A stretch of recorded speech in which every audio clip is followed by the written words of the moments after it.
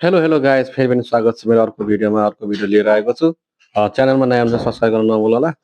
म सानो ब्लग लिएर आएको छु, एउटा रुमको सानो ब्लग हो।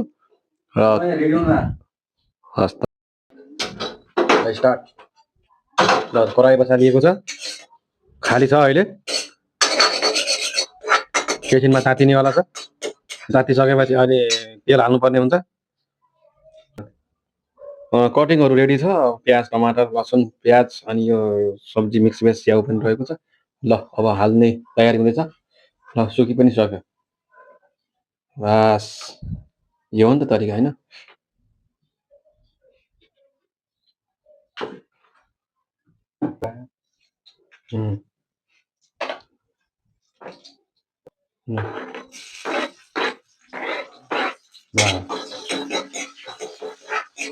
ल, त्यसपछि प्याज हालिदिएछ। प्याज हालेको एकछिनमा अलिकति फ्राई गरेर रातो बनाउनु पर्ने हुन्छ। त्यसपछि टमाटर हाल्नुपर्ने हुन्छ। पहिला रातो बनाएर खुवाउनु पर्ने हुन्छ है। रातो हुँदैछ है त। अब रातो भइसकेको छ। ल,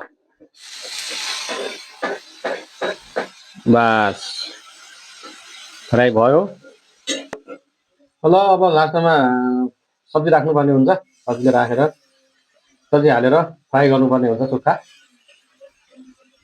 त्यसमा फेरि मसलाहरू पनि हाल्नुपर्ने हुन्छ। नमक भयो, खुर्सानी, मसला, गरम मसला, धनियाँ पाउडर, यो सबैहरू मिक्स भएर एकदम मिक्स गर्नुपर्ने हुन्छ। ल, हाम्रो भाइले राम्रो तरिकाले बनाउँदैछ।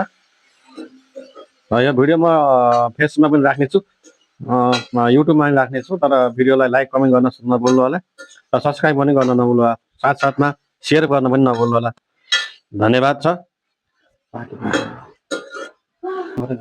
हाम्रो बेसार हाल्नुपर्ने हुन्छ। आज बेसार हाल्दैछ भाइले। ल, बेसार हाल्दैछ है त। ल, राम्रो तरिकाले बेसार हालिसकेपछि नुन पनि हाल्नुपर्ने हुन्छ। नुनलाई राम्रोसँग मिश्रण गरेर चलाउनु पर्ने हुन्छ।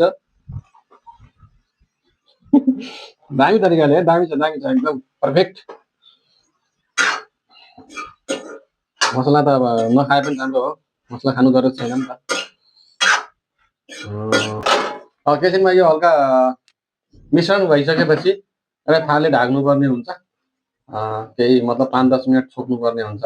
ल, हाम्रो अब एकछिनमा छोप्नुपर्ने छ थालले। थालले छोपेपछि 10 मिनटपछि फेरि यसलाई हेर्नुपर्ने हुन्छ है त।